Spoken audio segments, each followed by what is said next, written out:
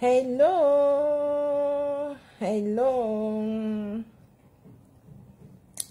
Good evening, everybody. Good morning, good afternoon, good evening, good night, everybody. How na day? Oh, so na day fine. Hey, Stella, how you dey, Stella? I greet you. When we listen to the video where Iyore do, Iyore don't break table leg. She thought true too. You understand? You see that video where be say Iyore do. I'll play and now we will listen. Ouvion beji, e don't want man yon ouvion mani beji. We dem wanta. We itene ne minye we omona ouvion beji. We dem wanta. Share this video. Love and like this video, please. Please love this video. Share the video. May we listen to the message. I know say even Iyore they talk on that time self. That time where be say if they come out well for live video, go say he a presenter. You understand? She not be presenter. She they do her thing. You know. She they do her thing. She don't want me anybody they call her presenter. Me I play the video. Ni ma ekwa. May would they enjoy the? May would they listen? May would they listen to? God bless you. God bless you. You don't say any naladi. When you watch short video, get pajebo. Pajebo from Jamie. What talk me rame? Society way. Usalobane gimaro balalo disi wima. Ise o. Usalobane gie. Obiano eti ape iwo wane gbe. Ne alalo nisi wai. Ise o. Usalobane gohu. No setting. When my enemies come in one way, apartment. Every other so never are to see why. Ise o. Osaloba no give my own dead no maya lele. Ise o. Osaloba ne give my mere tanimatori. Ise o. Osaloba ne give my live life in Orima. Ise o. Osaloba ne give my tota yaga ne Orima. Ise very important. Osaloba etini kao ido ya neruna. What they if I jabo. Ya mama mani vote meriba. Wa ya fe election. Momi joro imo sese. Election no. Salobo dokpo ni maya hu Ima vote wajena. If you buy make 20 million, 30,000 euro in Facebook, why me vote? Even vote ajena, even vote mamu me o. Abi. E pa jabo we se kakabo. But program ni je no equip ye car. Please love this video, please.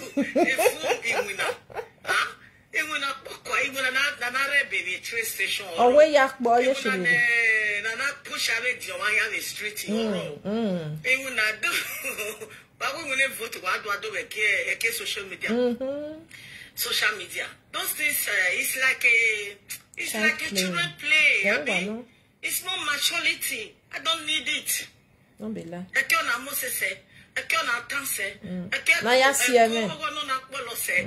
just make problem.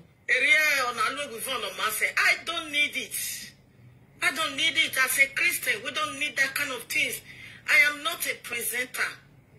You didn't talk. A presenter. I am not a presenter. Okay? A presenter. In Lada do aneru no ko gimaya gba koko aneru koko gbe.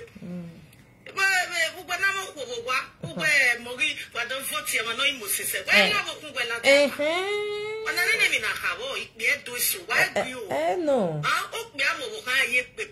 Jesus.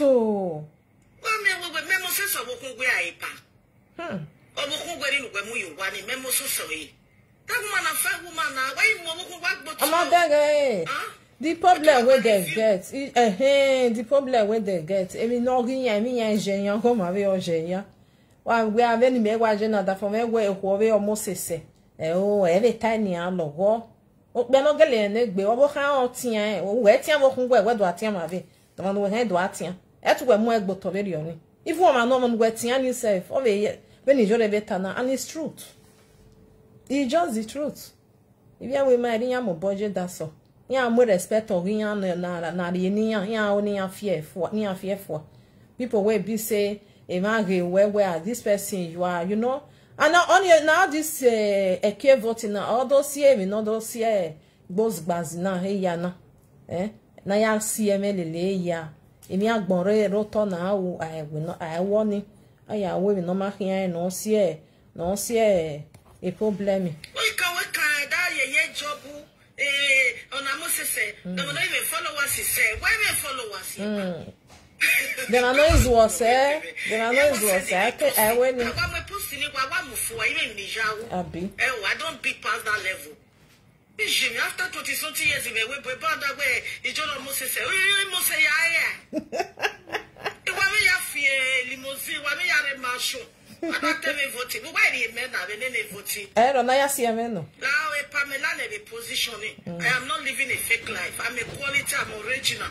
But he live a simple life. If you're not good, I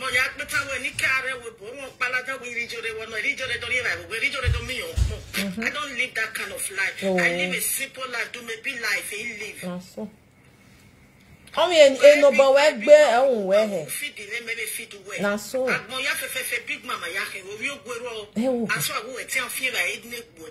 Also no one we program ne ma we here. Na program when you move for. Ije, I want to move for. For go ma the quality. You know the program is share true. Why we?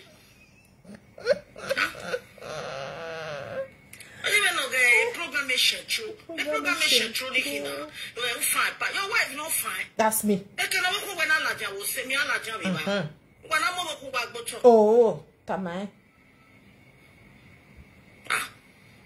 Worry to tell us that we move over another work on Moses. Okona me yoma. So we go when yoma. I be me man you go make page. Me le page over. I want to move you book. The position is your salopa move just say the man a day. On your day for move you book.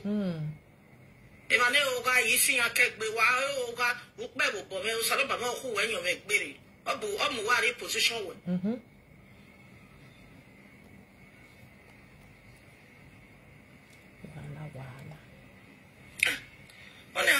Came my baba, you thought the more beautiful face. Why is it in the boy? The more beautiful face without makeup. I remember when I forget that the most nice woman. The who know him when you are Bolatian. On your head, the whole boom with hall. I see a venom. Why would don't know when you are born? End of the year, all over the world, by invite you about the holy. Oh, Lameho. I know the Quema Baba, a pommy, do after 20 years in a webo. Quema Baba. Quema Baba, when my words, there are certain things in why I'm with if you are bottom. Oh, okay. Imani Demo Moses, Mamma says, how we. Bad any day, I'm with fake posting over. Everybody fine. All the old women when they do live it, everybody fine. That's what we see already. Everybody fine now. Why not they do like the old structural maker now they do? About what time it? On your way. Where must say? On your way. What do you keep? Okay. Okay, I'm telling you. Look, community life be that. Central life. My day needs now. Central life. Oh, I am with Bugago. No matter no go where you do a go. No matter no go whatever. I will pay you to a go whatever.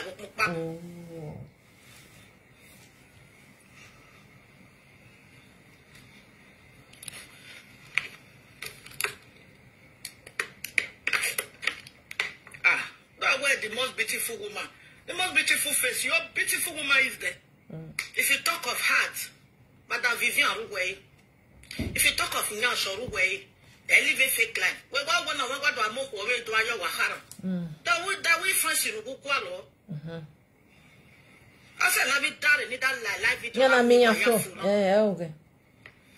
That are not being you. There are certain things no market can wow. Where can walk away? Madam Vivian waje we mo iwa mo gba ono imo sese. After many children, give me baby neba.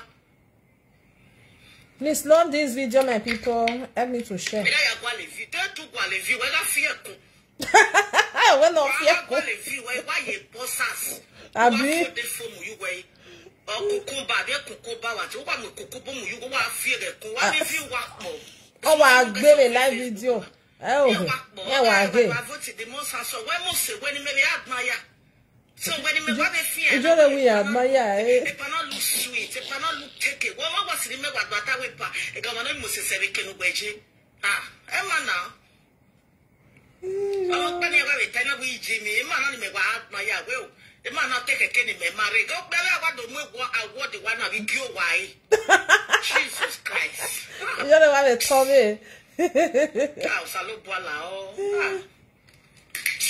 Eke, I with me, I'm more boss in na. Move with men. Move with men. Men talk to men. Women talk to women. If you move with men, yeah, the way I have turn up, baby, you do have women over who. Move with men. You are a clean man. Forget about that game you are doing.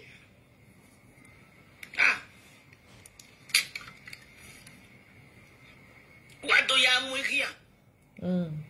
When I go any respect, what do I want there? You can see Sanjay. What do I feel when you can see Sanjay? Many children got respect when I'm not talking even followers say I'm more cow. Any of who me when me feel like when I hear, or Salo Babuye, or Manabobuye. Respecting him in the way, only respecting him now. When you may watch and able to Latia, can I open me watch it? The most handsome man what to Latia, other from one more cow. Yeah, no. I play game it down in.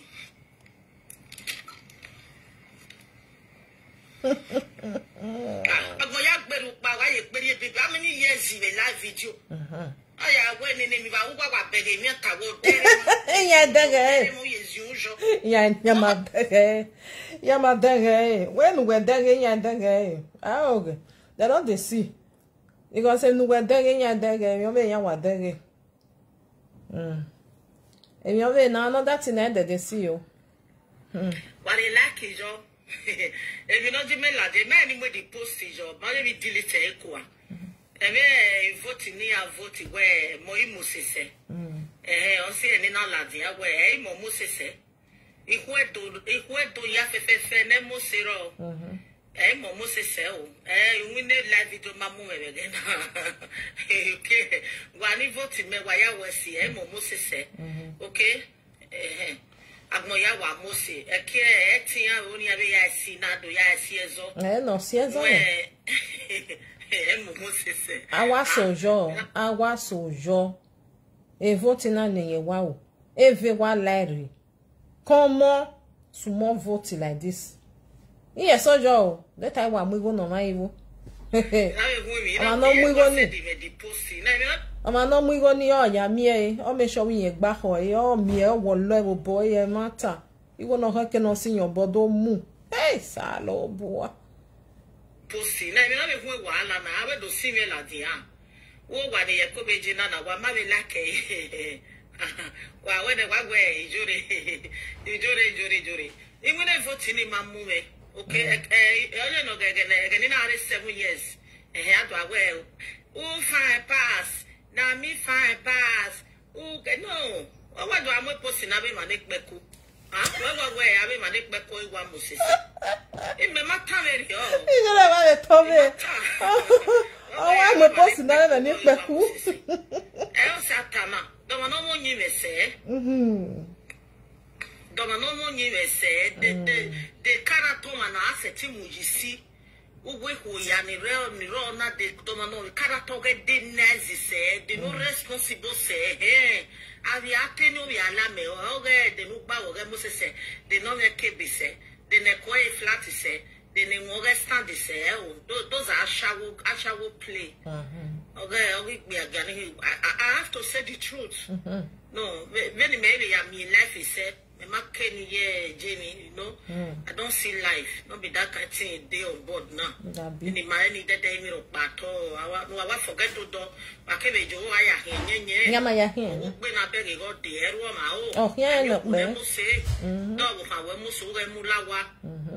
Do where most of that. How they marry. Hoy, oh, see, we life in a hoy, oh, see, see.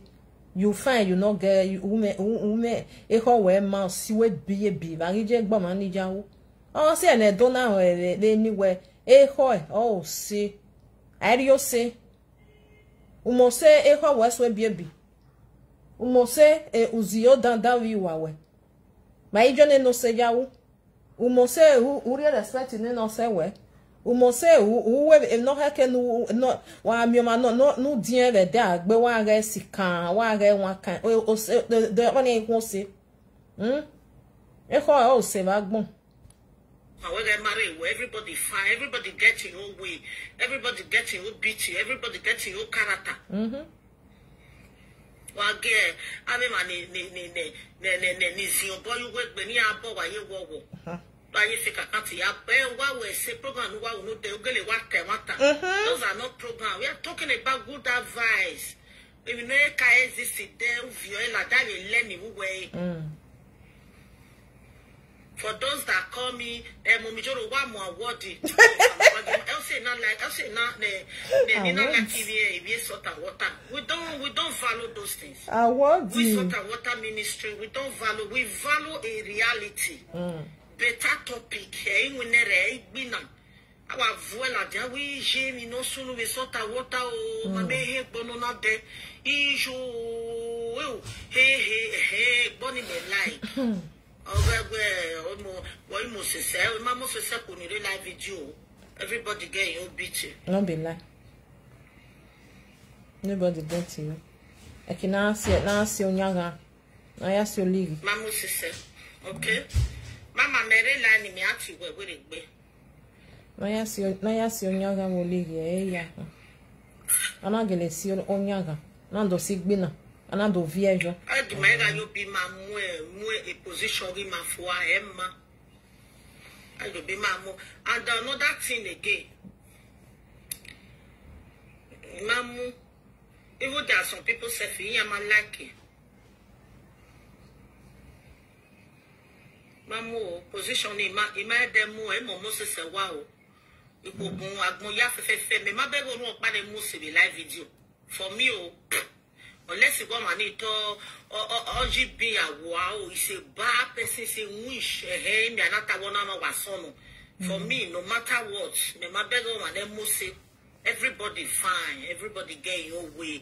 That don't get a shape or so tansegbe, so ekbeku, so meke bene fara, so meke beno fon, so mekone fara, so mekono von, so J school, so marriage school, so dafiya jubojobo, so dafiya ojuwina, so dafiya woshetro, so dafiya woshetro, so who that is different things. Different things, you know, everybody fine. When I see that post, the thing don't make me laugh. You know, we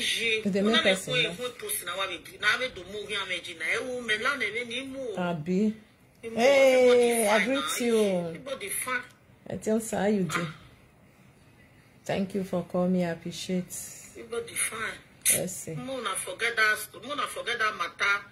Because can always see I can many very or tank bay. Your maso ene. Do they get a live video? I saw I knock by. Oh, you see like a Ikwigi kuse. Babe voting no. Babe voting no ikwigi kuse. Oh ye lega very ana. E voting na sie. E kia election. Oh wow. Every time a problem. Wamana me problem everybody know.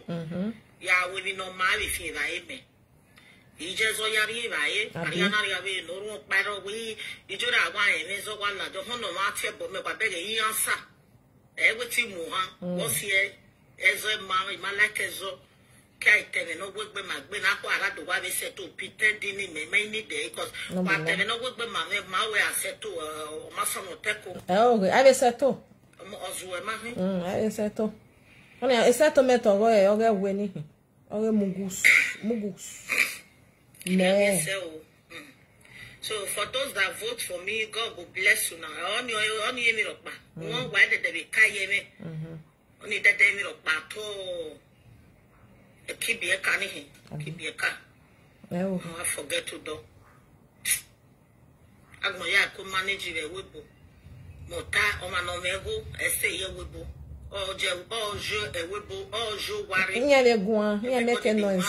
So they must only do what you pay every month. They might be there. I will pay every month. Also. No, they live a life where no, I do your own press him. As a Christian.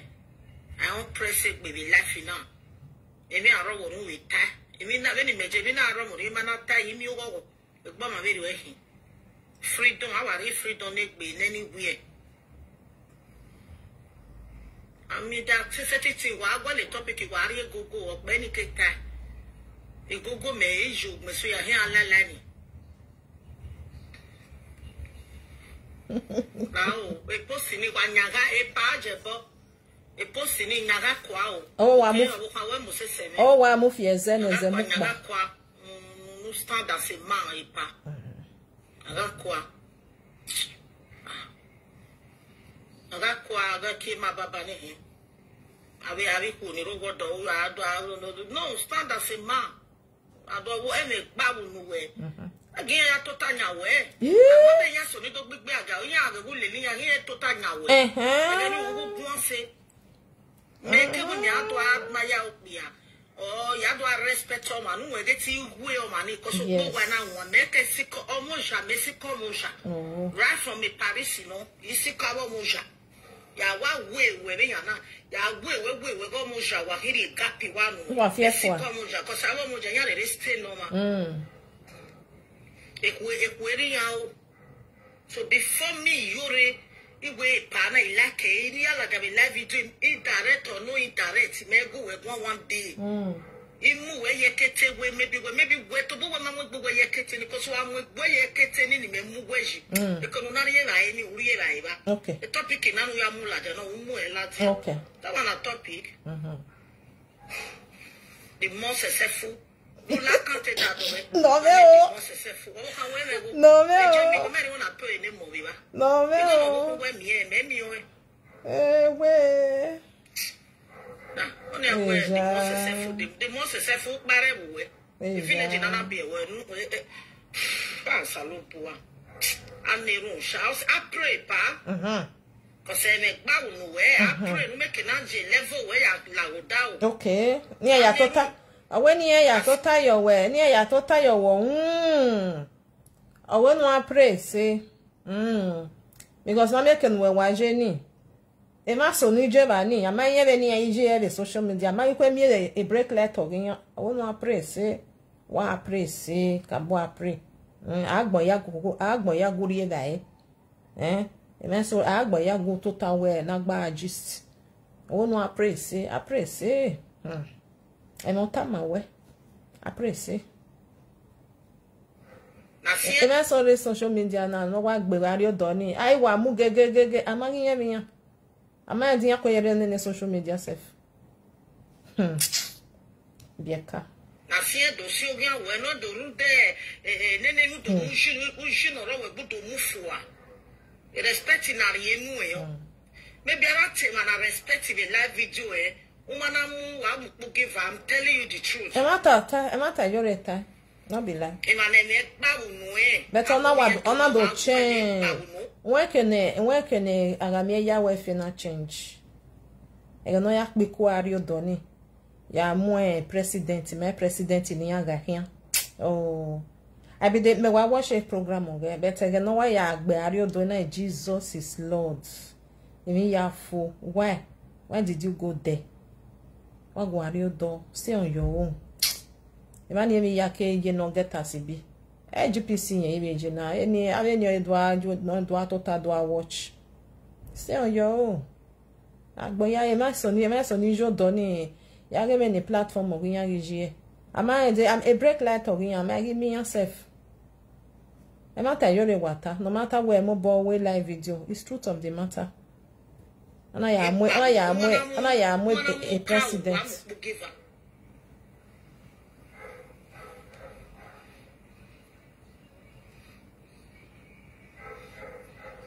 Owoka we neme stay ni begbe. Neme stay ni begbe to awe me Moses owokun we.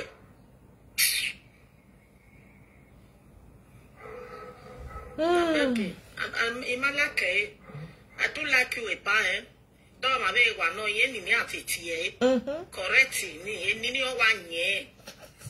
To like you because many people for real. Many people. Yeah, gele one like Aghameyauorefe ya we a program of it. And don't was Z dojo, you know, I don't work babu no eh. That's all I do. We no je wu no for. And we are lele man no je wu ne ku imobo. Ni bi wa vun egbe. Ibi ni me ye tin ya sin no we. Ya mo so ya sin no we. I make babu no we. Wa onu gele cha wa gewe ko ani ri wa. Ba mu e na yije na sha. Bari o kan wo ri go bo pa na me we o kan we kun. Do ko no mo se so wo kun we video live video. Na gele we na te.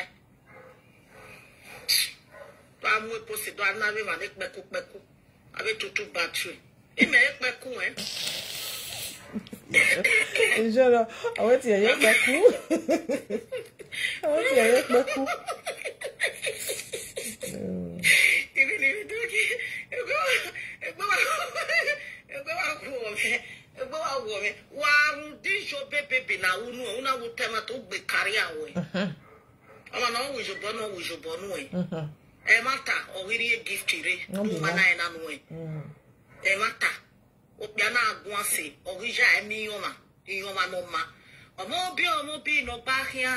Odaze no bahia. Moja no bahia. When no one responsible, you are going to responsible. Mobile, why are we away? I'm not talking. Social media no ga. It's truth now. No, when it's sorrow, it be now you're right, or however you were there.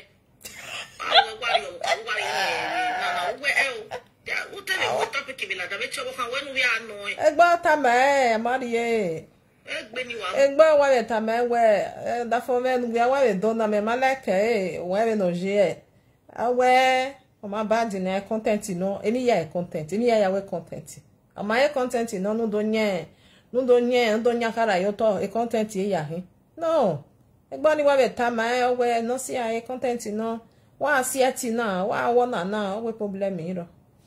Egbe ni wa mula wa stop e pa yo saloba yin we ni ka yin we stop a topic ninu lavi. Am yi bude nu we bari no mo lo rai ho wa gun. E wo wi. Ugele ye wo bi e do gele gun na. E yan no.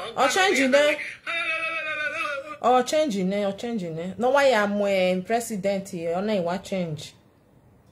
No wa change. Emi e do me ri oni. Gale we ya gwa wo. Emi egbe ipe edo na ida abi. Ipe edo ya le hin. Anu gbe je na wa na ipe edo na we awe na ze hele le ro. Ipe edo ya wa le hin. Awe la de wo ka o. Before. That was before. Again na. Ya na wa agwa emuju o wa show me sadia. Ka wa we emuju. Ya ma de okay. Iyore gbete. O wa ya ma de okay. We wa ka wa video awa gbera me na we wa de ge sa lo bua. Ona wa be mo ko gwania. Be na me kun mi wetin be all this. Ya ro we. Omo president ne. A gift ya ma collect. Yama.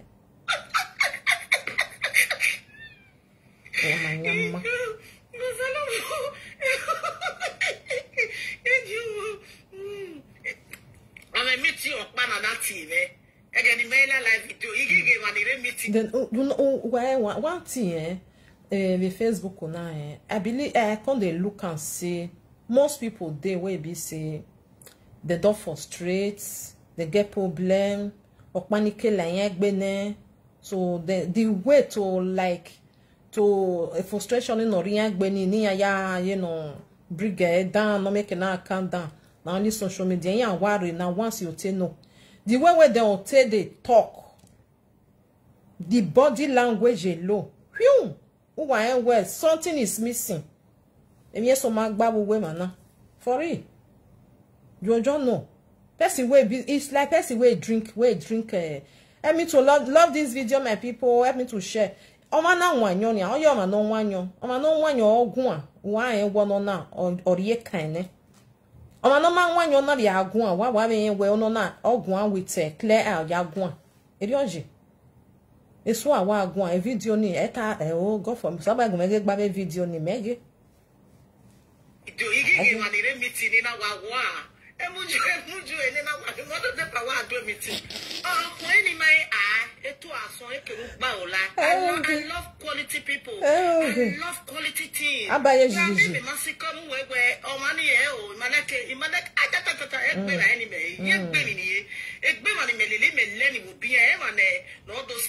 No be lie. Why better we like come and we see come and we go money or maybe learning boy or maybe admire baby.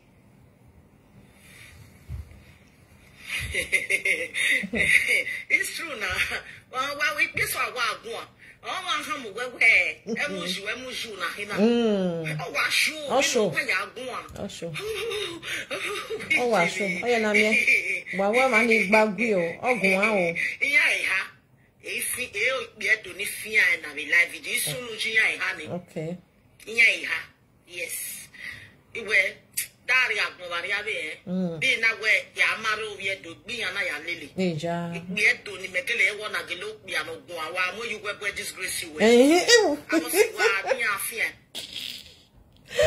okay we pe soro wa mo ju we bo ekwere ni ki ba gbo we sa lo bo e ya we na wa je gbo we ma ajegbe ma bi afia na we okpi amo you wa ye e ha no video we live video but e sunu je ni wa Eso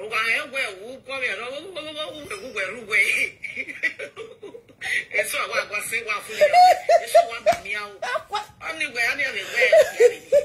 awa mi mi ogbuwa keke ni awari un gbere ne kamera sa lo bua ko uwegun abi tu wa ma gbagui da manu we he ya verse it's just the truth of the matter egbe ma very oni they have verse no ri enu nu kana ri awoti ando verse we aka wa resa lo bua oh, it's a pity. Me we handle a verse.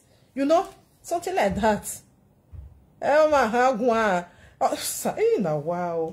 So wa mi akane ma gun wa mi miao. E ma wa gun ko wa fiere. Unwe go ri ejone. A o sin e ma no.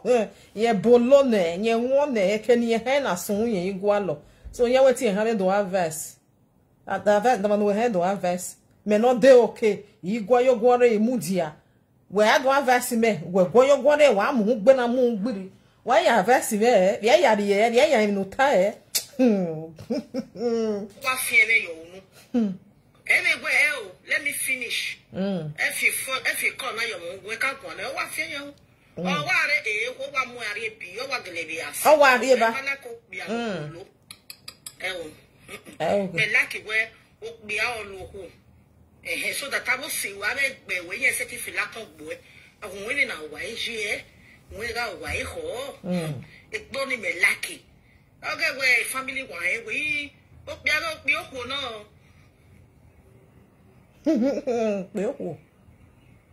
I don't want marapa. Oh, no. Oh, Biago, no, you're no pony, your bout, Biago, me malak, but no, you oje. A community am your da form and full. Acabo. I say, ya trouble civil, then ya get that thing. It will wow nine. Ah, wait to me wherever Mary, open up for where your mom make a fridge, you don't move anymore. Any back when I am more Mary. Well, only breed that food with the breed that water. No, it doesn't make sense. Doesn't make sense. Now wow. Now wow. Now short message. Well, no mama na e ko block you eh. Why wa here wo. Ediyan zuwa. Ediyan wa gbele kan no tell me ya na jagwe award na mu me mani dey. Ndio no. Agboya everybody fine. That the way me beat you okay. Even me get a bomb I megi. Egu bow. Upon one more no say 20, I don't care. That's why we did over here. Jose unyimeo Jose wagwa Jose Odomega tieme Jose na donegi tieme gbeo Jose hey he fine for face guess we baby Bayi ya u me ko na yari ya me ko na ya feel ma ge yeke Ivo ya ko na ya jealous love this video my people please help me to share the video love and like please I force someone no one little ma ko bet ya ro wa me ya ko wa na ya no ya we wa la ko na yes I know me we jore wa go la ko na ma e me point out no violence different way okay we no say ni na like Imukba mu were ge jealous we ne gbe owa mu e fi anya gbe very responsible say ni na like even to say but she too fun I make me like no say her no you don't want like that do ni to say her no cook me no mama na e worry I block you to say her I worry I block you Obiani egi abimo ye konpa wa le fe kakati me no messe ke be block you we do friend you we o wa a friend ya akwa le friend bana ho mo say e ko block you we Wahala.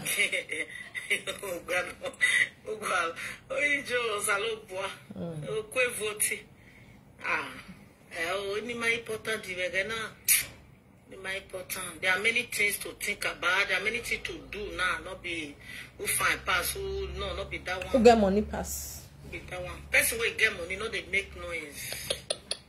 Person who get money, no they make noise. Now who not get money, now they make noise. Only is a good on my family. I did not die. You know, I'm going to be millionaire. I'm fake now. I don't know. Because I'm going to be life. When you see life, I win you. I'm on Rick. I go shishi. Running, I go, yeah, go. Wish it. Epa. If we matter, we go home to now. Oh, okay. Yes, linear. We, Epa. Yes, linear. To the upper cave, right? Oh, well, woman away, oh, Mahami away, and I will rock bar. Those are nothing. My better no name any. Upiata say. Oh, one eye. Upiata say. Oh, what? If any babu, where I'm with big bottle. For noticing. Love the the night then I tell you, then a Berlusconi may go sell, but I know ye Berlusconi Macba. It don't go. We'll not get today. JB go get tomorrow. We'll not get today, we'll get tomorrow. I know come they tell you, say, I be this one, I be the other one. Oh, you the name where you where they look me, who do I tell you, Saloboa? Like say I just be like now. I want me, I be like her. Why you want to be like me? Be like yourself. What's up, or how we walk well, in a way.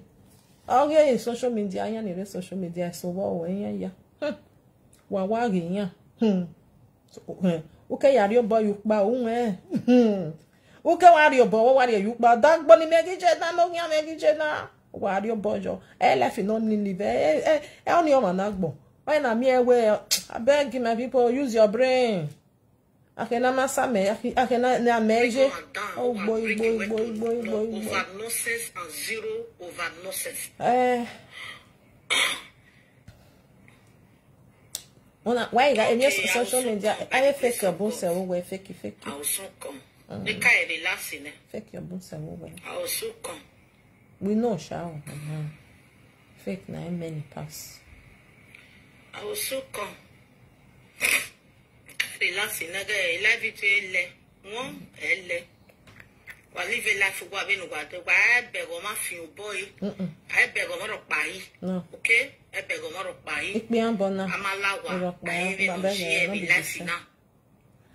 Amalawa o, ali be na boy you know if you don't enter house why la wa no do even ya boy do en kino eu queria manage.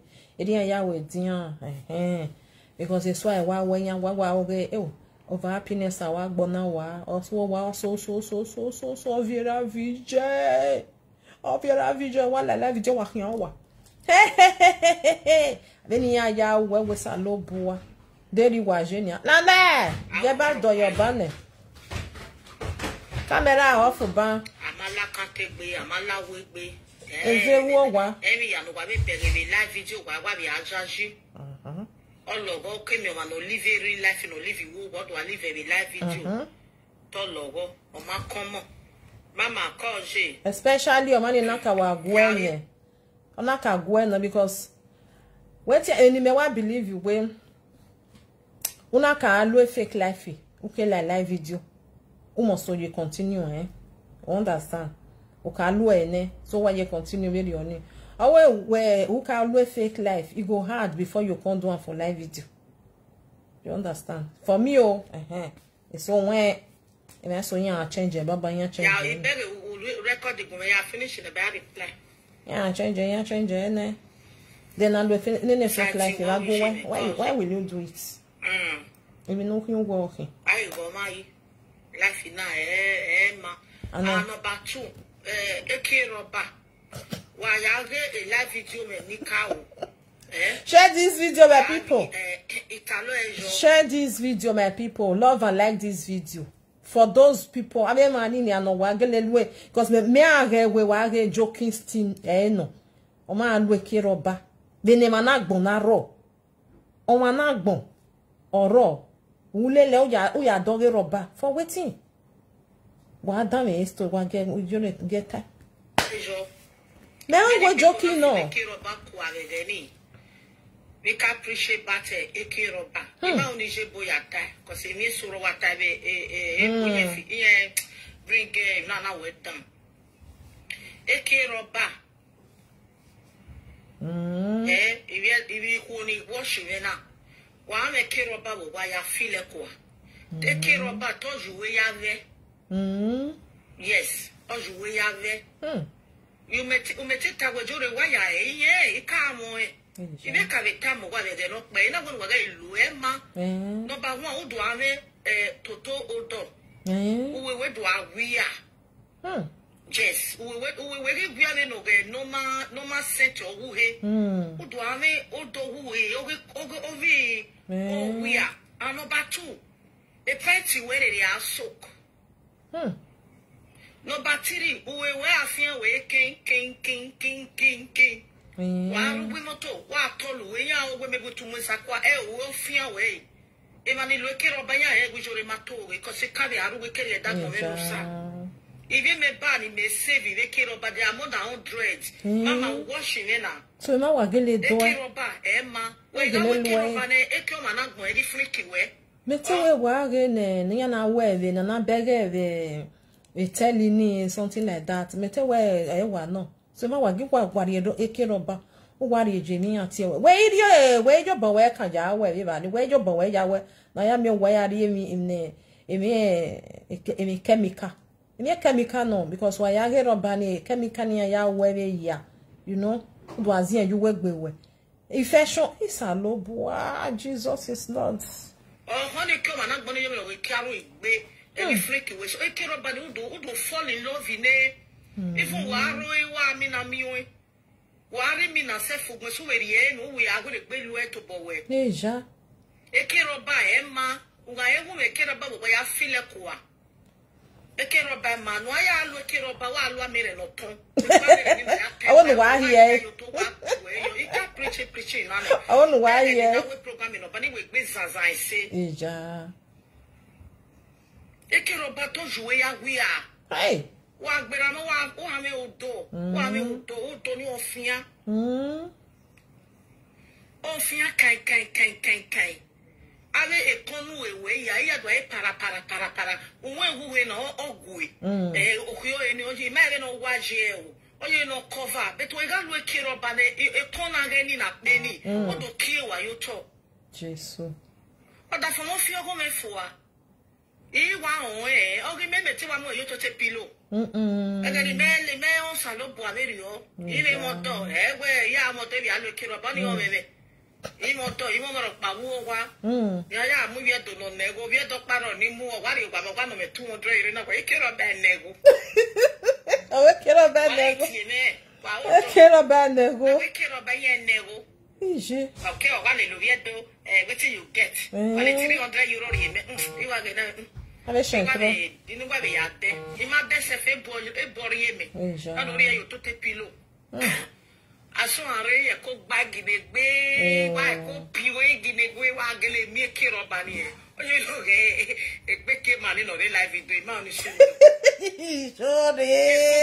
jore te gbe do ve live video no ve de kia owo ye me jo egbe ma ni no re live video sa lo buwa ko ya de kia ko gbagi ne gbe iwon do egbe wa de kun wi gbo I greet you. A very high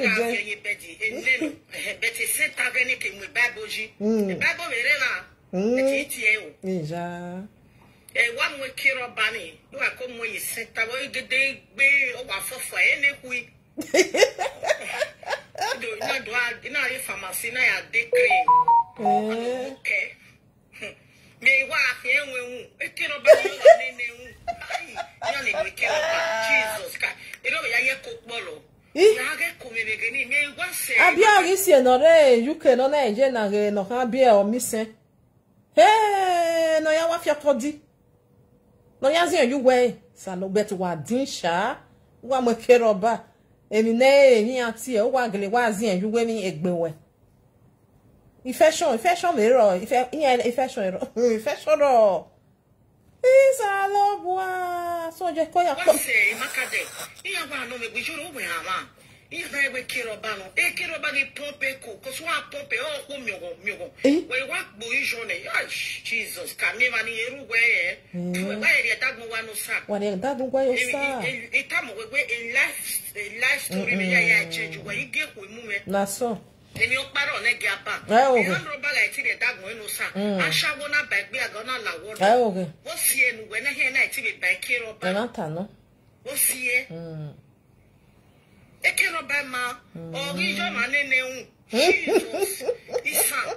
O we ki phone isa. E kiro. Ya be se yo ni sa bu we a. Isa we do ve. Wa waje peti sa. Abie kamikani ya we no, maybe a kamikani ya we no see. Because ave when like a plate robana yamu butter we no na ya area because of the chemical, you know. Maybe if it be because most people use a rubber na wa area ya one maybe ya one mojo we una mo even we moje ba a plate rubber ni a chemical ni ya wo like any so Jesus is so I mean we a rubber ni what was here you we egbewe o wa bia wa ga video na wa watch a pint is how are already pint we the pint we wa wait e kilo botino e kan we chemical ya wo di no to ha di no we o gaga we ishi wa ni we unu aga no vu e unu papa ni na wa gbogbo ni oh why am gwale kyo managbo e managbo wa ro o me hi o ma wa lo kiro ba ni bia na poko wa bia wa ro ya ni da kele bia la wa ni ya ve cap wa ya mo kia we ba de wa lo okay o mi gbe wa la wa mi o wa re kia onwe bedi o wi jo o we mi ya re na o we ba na fun mi na we kiro ba no o we ya we na wa o ya we totori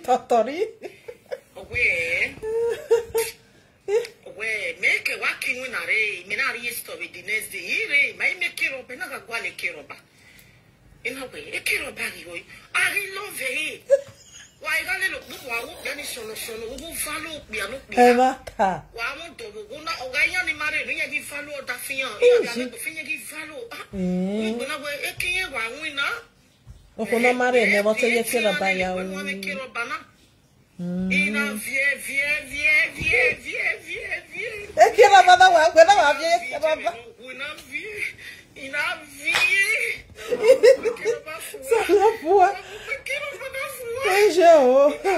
Love this video, my people. Help me to share it. Share the video. Usually I don't get Baba wa me manda.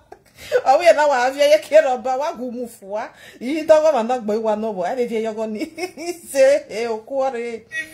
Ije. Ina vina de boto. Ina we.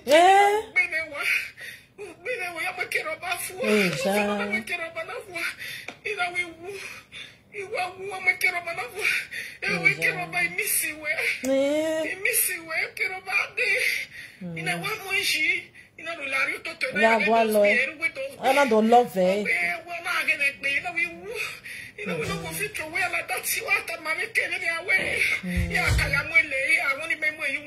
Yes. You know, because I'm in the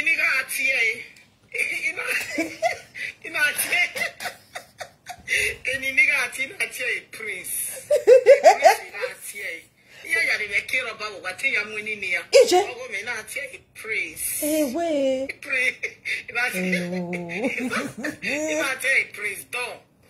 Prince Don one of Paris. Okay, let Don. Now I tell you, please don't want to buy. No, please don't. What body? We a gagia. No, we she no wa gagia. And also you be what go gagia. We a gagia. She man here for go 3 days. He might get the baby. Nek banana to make cake. Am I going to cake? You know what? Wow. You kill a bad man. What I tell you now? You know you salo poor. You know the one minute like you know do because if I know do we want to know that be you know do make it do a compa I mean we me ya you know do a compa because you are no care about you be a money we you be a money oh you now go madam gbo e care about you my yasu penwe we wasu penwe we o yasu penwe there you we wasu penwe no wasi kan Papa. Hey, no, wow. Something they happen for his silence. Eri hani ana weni ati ega ebo weni ati afiokodi. Ye ya to lemuje bani. Ya wa before ye keru enya se bani ne. Salo bua. Wa maken wa yo we varie keroba mo wari another life. Infection wa ga gbe yan wa gbo. Ikpe ya waroe wa ma emi enu wa infeti mo we no bo we hu mu la no mu la wa no mu ela we file kera ba kwa to wa gwa de omo na gbon lo kera bo we hu ragno ene gbe na bata era eni he no na we kije ohun wa watch have video me YouTube it is 100 in the YouTube more free many of our women. Because we are looking up and we give value. Yeah, we are never. I feel funny. Yeah, I feel funny with that. What do I hope you are sila? We must have anywhere they call your house woman need there because they care back no, wow.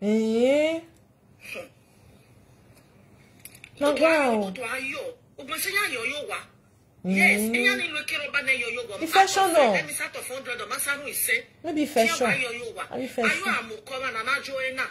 E weke mlesi yeke moto wa yo bi weke roba no na o ba expand e so you may no say ne bo na ya mu ivo ni ladia eri oje o ba expand we jo to wa kie we are wa yo wa ade mi dan ya fefe yan we ya even na me we avance siga na ya le gbonjo we it's not good for health but yan we I like we are there because yan we because you are way underage.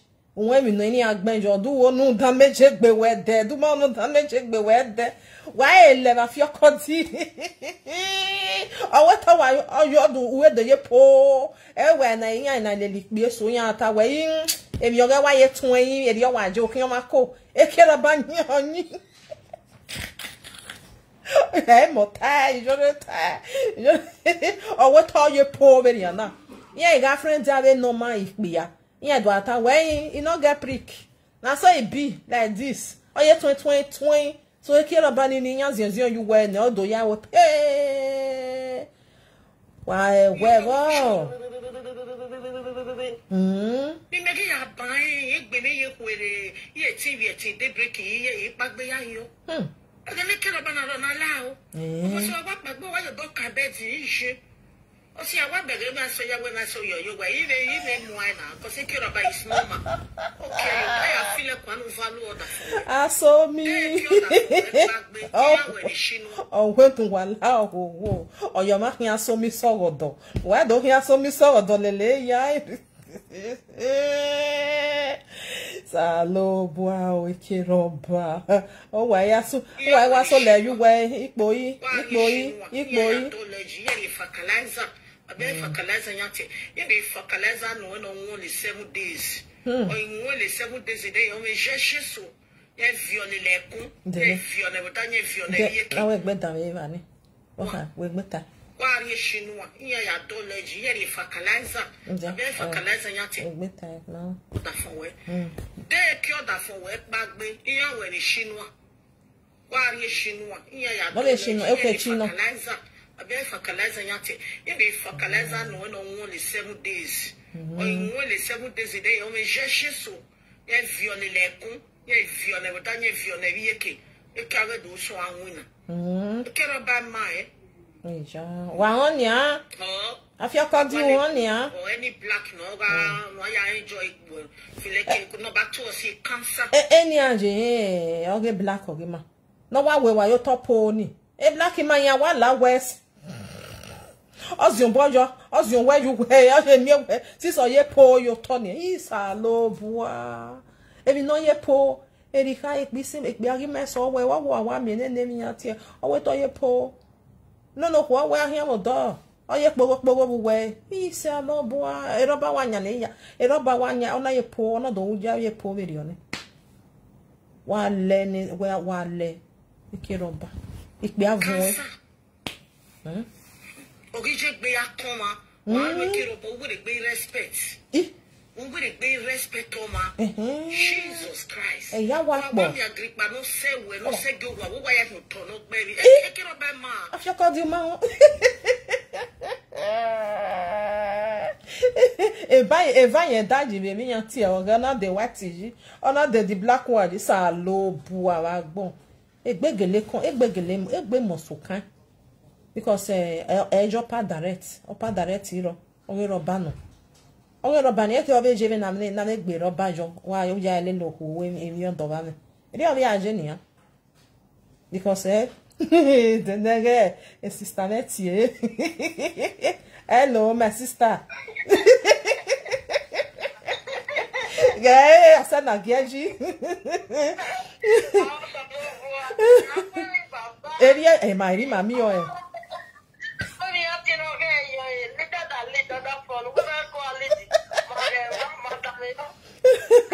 Egbe wo e no ba wa no.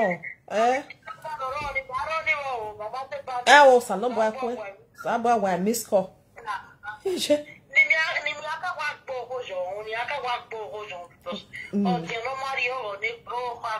Eria do ka e. O va o hone. Ajabo akobeti we waya ti we won do alari ati speak hallelujah. This we will na we bo. Uma wa ha. Akre papa ati kono wa kon de wo abi wa ati kun wa do so we be. Off you well here. Off you well here. Ba ha fi we da. Off we you can GPC. GPC ya where you walk go. Ya mo you walk go. What show ya mo you walk go. Ya me mo piaka. Continue doing all this. How long? When we are when we are the woman Niger, no, anybody, you women don't really know position, not the one you want to sell at one. Over here, all your women, no mind, no more tears, you're with you, Masabi. Wow. Don't be out of any other foot. You're a little paper person, on your skin. Was your wife in any fracking? Oh, was so no, so if I can okay in a live video, or don't me a yafu, or bear in a pomo, or you feel also that, or you say also that young, also the sales of the young, because they don't know between their left and right. Yeah. Your man, the position, if we are for that matter, or one of the total.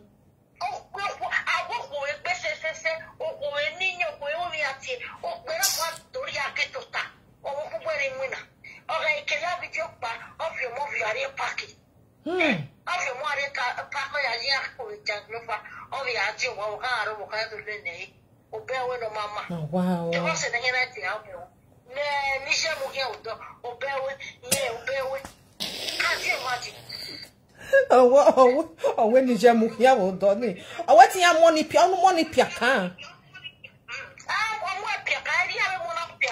Because I deposit the on our cup with life, you know, on us you are made to beat it.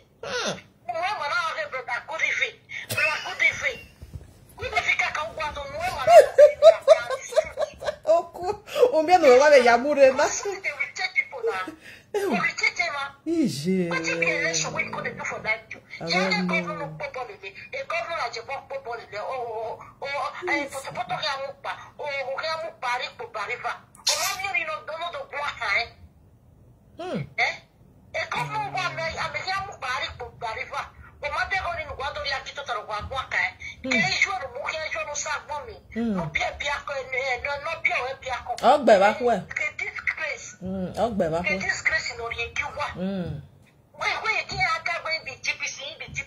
Hey, what about you? I'm GPC.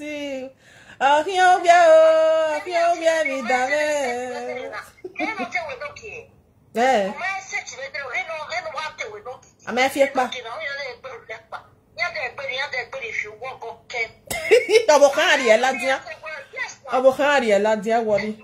Ladia, because all you way.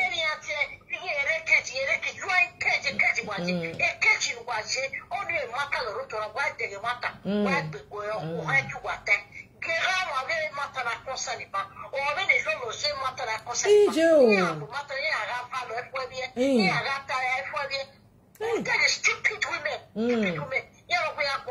They don't from back, but they beg Kinebo. You're already pissing or you. Yeah.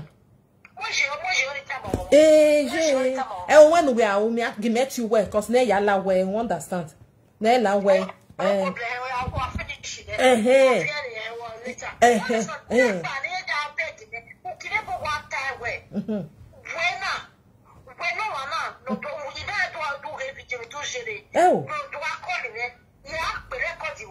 Don't say that to me again. Yeah, and no, we know that we have. If you don't know, we know that. No, we know that. If you don't know that. If you don't know that. All of them understand. Again,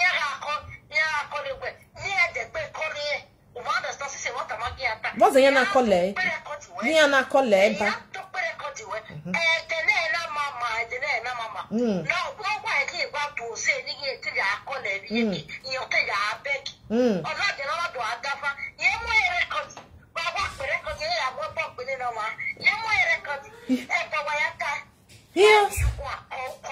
Hey, non, mais on va s'habiller, non.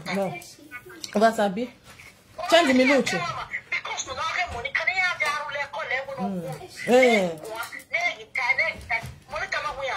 When no we saga. Then I beg on Iba. When you beg and you do I beg or do I tear bon anyway, when no mutia.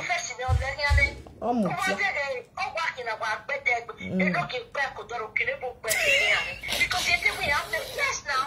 Ogbo, on a mudia e kokba. You have your name, dear, you're never mudia e kokba. Very no. Just said the truth. I got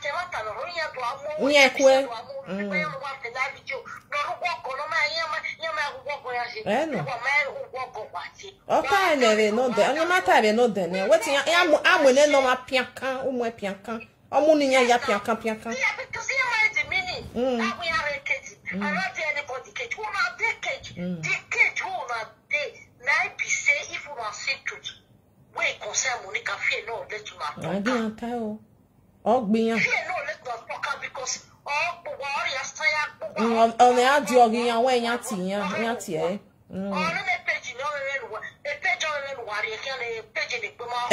Ya control, eh? Ya control, eh? Okay.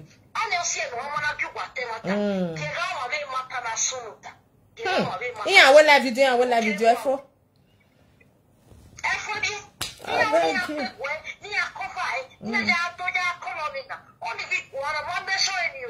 Because of where no few people yeah.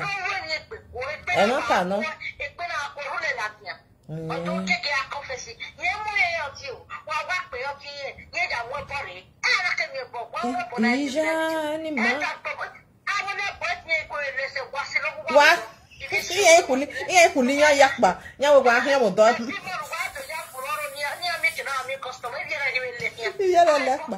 Facebook with her. You're not queen. You're yet we are in your walking about that.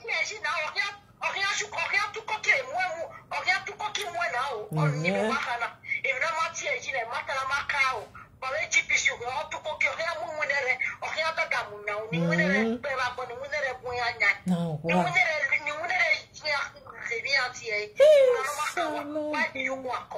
Hey, what? They're not ahead. That's the way. Yamatia when it's your bonny Johnny will wow. Yamahamanet, your bonny the day.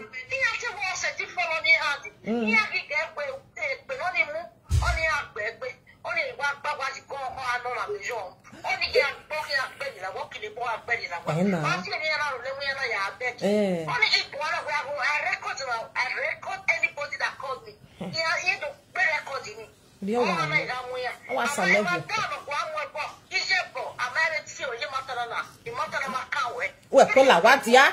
Yamatia where? Why is you want or go? Yeah, teaching you or go? Only the problem.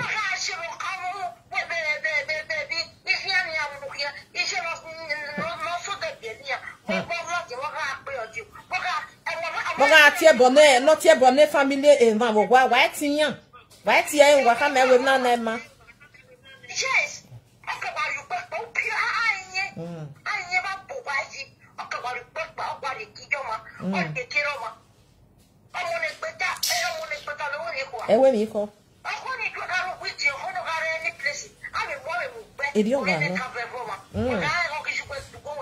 oh, go on, baby, don't just so.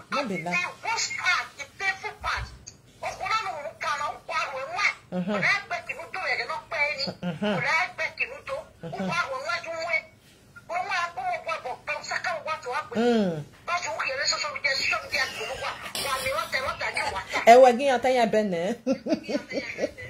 bed. The usual way, Jack boy, mamma. Oh,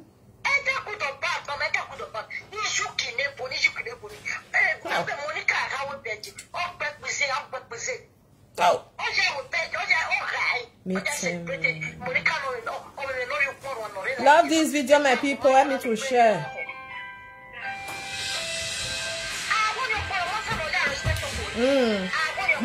Bring it for mommy.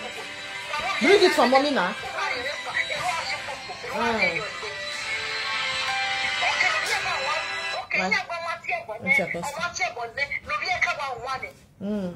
Keep it there. Okay, do reply.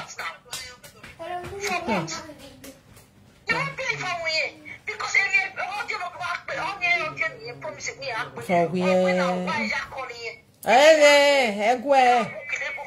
when you're bad time,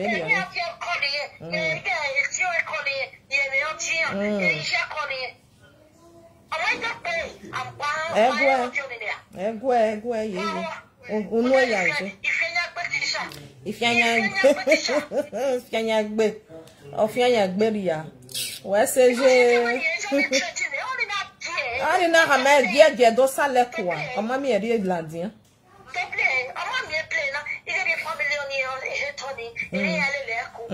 Oh, we ain't the leku, we are the leku. Oh, yeah, ja egbe wo ni sorry okay banye ni a ukinebo ka me wo oye we pe ye do mo pa ladin no ho wa no ri ri e no wa aye na le lawa anybody no call mana record de no kinebo pe na mana pe video can have this crazy one because you man want to know just submit yeah because I why winner in social media depend tell me kamari kon o mai kon de wa for over with live video 167 wa to no repeat it we can repeat it na the way do appear I want to go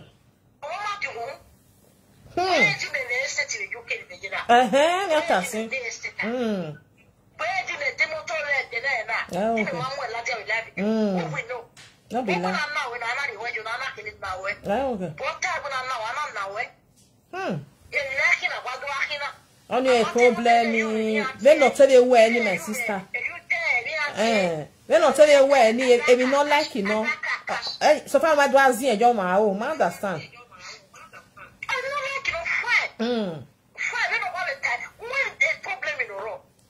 people will talk.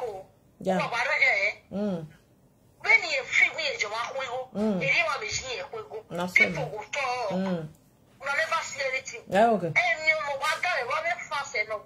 No one more partition, one more attack, you won't die. Any one my partition, yeah, and no more because they never learn. We are not taking fast enough. If I say no, yeah, no stress if I say. Stress if I say, if I say, my sister, I didn't Jamie any agbon. I didn't me agbon, ya give me when mine.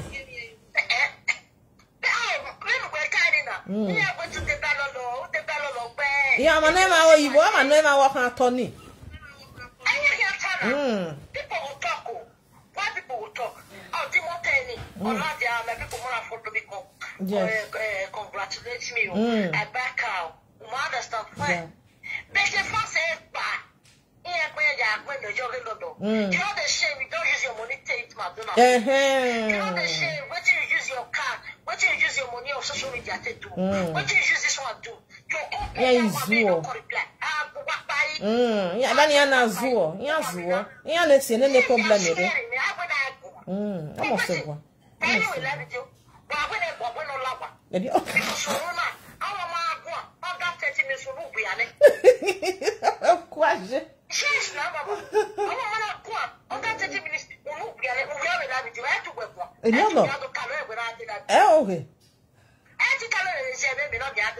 Okay, my sister, my toge. I'm also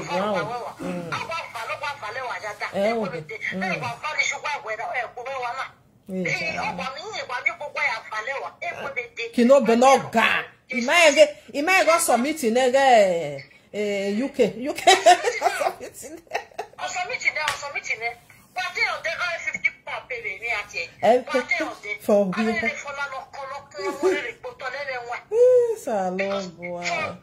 if the trouble they come, mama, the trouble I got there. Why they not the right? I mean, they are going to join. Monica, stop. Monica goes to my name. Stop. This matter is 7 years. When no him, my sister. When no soon. When no him. Ye my way, ukinebo of a recording ye. You understand? That is the problem. Yes. Am I?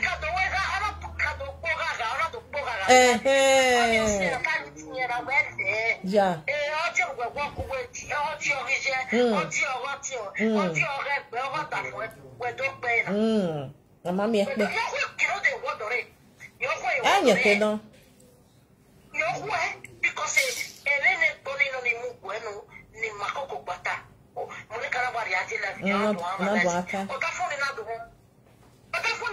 Oh, have it another turn upside down.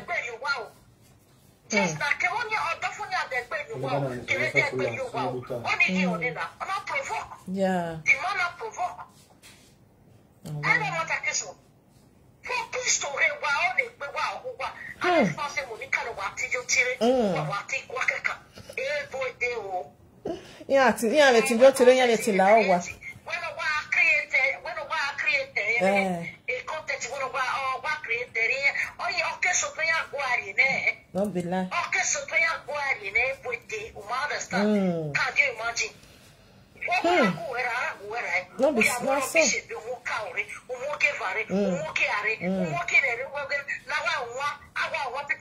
Na le go egwa. Okay.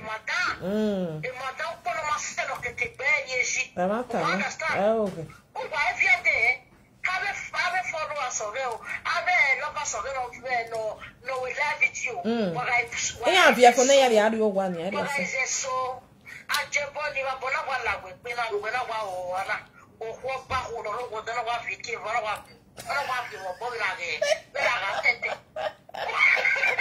successful.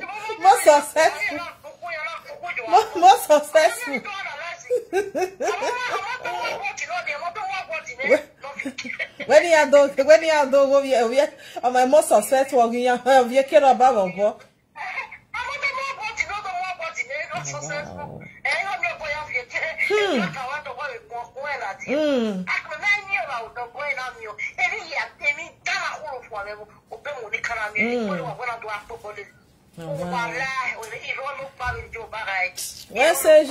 God bless you.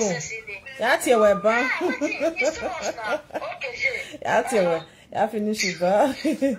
While I'm not the finish. Most successful.